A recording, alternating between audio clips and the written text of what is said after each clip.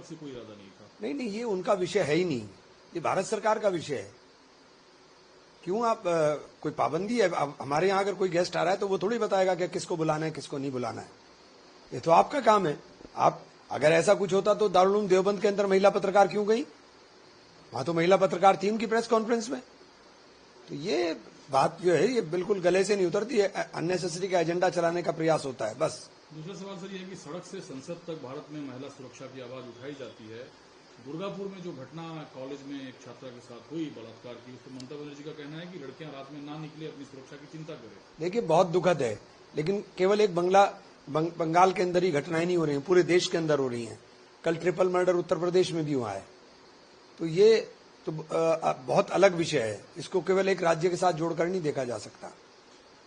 दूसरा सवाल सर ये है कि अखिलेश यादव समाजवादी मुद्दा उठाते हैं कि जो एनसीआरबी के आंकड़े आए हैं आदिवासी दलितों को लेकर, वो डरावनी है और वो कहते हैं कि ये सरकार हर कुछ छुपाने की कोशिश कर रही है। एनसीआरबी के आंकड़े तो अपना आप गवाही दे रहे हैं कि दलितों के अंदर एट्रोसिटी का रेट हाईएस्ट उत्तर प्रदेश के अंदर है, महिलाओं के ऊपर उत्पीड़न का केस में हाईएस्ट उत्तर प्रदेश है।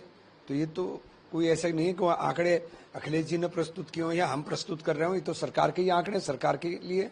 दूसरा सर, पाकिस्तान अफगानिस्तान सीमा पर जो तनाव है, तकरीबन 58 से ज्यादा पाक सैनिकों के मारे जाने की खबर है। दोनों आपस में पड़ोसी देश है और ये कुछ जो वहां हो रहा है उसे कैसे देखते हैं आप? देखिए पाकिस्तान लड़ाकू देश है, पाकिस्तान आतंकवादियों का पनाहगाह बना हुआ है और अफगानिस्तान का मजबूत रहना हिंदुस्तान के लिए बहुत जरूरी है। अफगानिस्तान मजबूत रहेगा तो ये अंकुश रहेगा, तो अफगानिस्तान का मजबूत रहना बहुत जरूरी है। एक बार सर ये वर्क होता है, एमएनसी कंपनियां हैं, महिलाएं काम को जाती है, मुख्यमंत्री सबसे ऊपर का पद है राज्य में, और वहां अगर ये कहा जाए कि महिलाएं रात को ना निकले तो ये नहीं। देखिए ये तो उन्होंने क्यों कहा, ये तो उसका जवाब वो देंगी, क्योंकि वो जिम्मेदारी से बच नहीं सकती हैं। कोई भी मुख्यमंत्री होगा प्रदेश का तो उसके राज्य में घटना होती है तो इसकी जिम्मेदारी उस मुख्यमंत्री की है, ये उससे बच नहीं सकते हैं। आप उससे बाईपास नहीं निकाल सकते हैं।